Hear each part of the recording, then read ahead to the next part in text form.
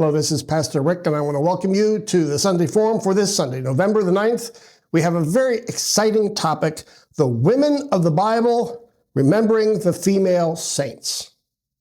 Now, we just celebrated All Saints Sunday, and in that service, we celebrated the saints, especially of those who have died in our own congregation here at Emmanuel, and our personal saints, those who have passed on the faith to us. But now we want to remember some of the saints of old, particularly women of the faith, who have inspired us. Now, our focus is going to be on women in the Bible. And if you look in our hymn book, there is a list of the saints that we recognize. They're saint days where we can celebrate them and lift up their witnesses. We'll find their saints in the Bible, but also some others. I just want to encourage you to take a look at them. Especially, I'm thinking of Teresa. Now, when we read Teresa Shaw's name on Sunday, my mind then went from Teresa to Mother Teresa, because we used to call Teresa Shaw here Mother Teresa because of her love for us and the difference that she made here at Emmanuel. But one of the first saints that many of us remember is Mother Teresa. She was born Albanian, Indian, Yugoslavian, a Catholic, and we all know she worked in Calcutta. She started and initiated a missionary order, the Missionaries of Charity, and they worked in some of the worst slums in Calcutta. And because of that, we all know her as a saint, and many went to visit her and were inspired by her works of charity with the poor of the poor. But another Teresa was Teresa of Avila, died in 1582. She was a renewer of the church. She was a Carmelite monk or nun, and she was a Spanish mystic. And she changed the Carmelites, renewed not only the women's order, but the men's order as well. And now she is the patron saint of Spain, which is pretty amazing, of sick people, of lace makers. And if you play chess, you need to know this saint is the patron saint of chess. But the last martyr, and there are many martyrs again, and female martyrs who are listed. The first martyr, female, died in 304. Her name was Lucy. Lucy was a virgin from Syracuse in Italy, and she would not renounce her faith. And so then she was killed very publicly, and she became quite a figure, a very popular saint in the medieval church. Some of us remember Santa Lucia, and some of us remember maybe a trip we took down to Barbados, St. Lucy. All that, after so many years, is a reminder of her powerful witness that we still tell her story to this day. So now we want to invite in Edie Cole, because she is going to lead our discussion about women in the Bible as saints. Let's talk with Edie about the book study that she's been leading now for several months. Edie? So our topic for this Sunday, the Sunday Forum, is Women of the Bible as Saints, and we want to thank you for joining us, Edie, for this important conversation. Thank you very much for asking me.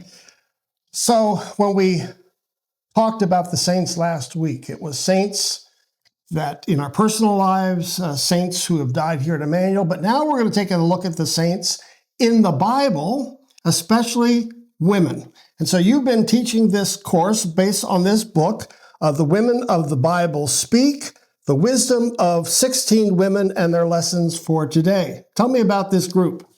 Well, we were small in number, but I got the book from my very special friend up in Columbus, whom I've known for a long time, and her current job, she thinks, is to take care of widows. And she said, and Edie, you're one of mine. So I was delighted. And before, she made me this quilt. And this quilt tells you that I was interested in angels, did a special study on angels, but it's also with pink. And I am a 2-time cancer survivor. And then she had this, which is butterflies for resurrection, and owls for learning, because she knows how much I like learning, and for nature and my love of flowers. And on the other side was her love of birds. Take a look at this. That she saw ahingas and birds when she came to visit. And she and David had never seen an ahinga before. And she wrote the scripture, Isaiah 26:3, "Thou wilt keep him in perfect peace, whose mind is stayed on thee."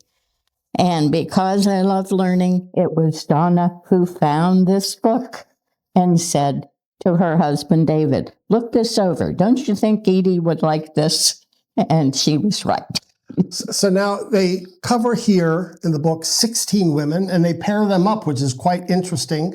Are there any particular women from this study where you'd say you really learned something new or more significant about them by reading this book? Well, one of the things that came to mind was how many times the women sang when their goal was accomplished. Deborah sang. Miriam sang and danced. And Hannah sang. And of course, Mary sang. So that kind of, stirred my heart because I too love to sing and I love music.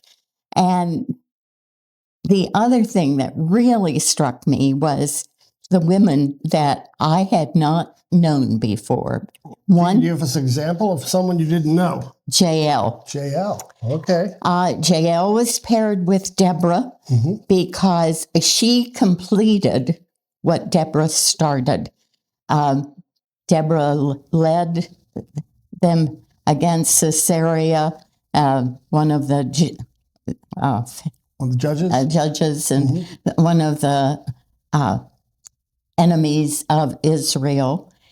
And he escaped and ran to the tent of Jael. And Jael showered him with hospitality. I mean, he asked for water, she gave him milk.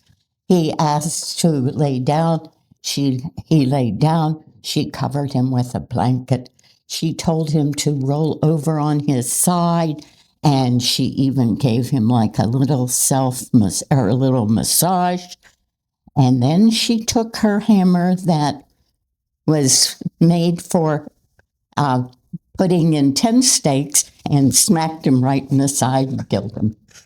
He becomes very famous as the one who killed the enemy. It's quite a brutal story, but it's one of the favorites, from that period of the Judges.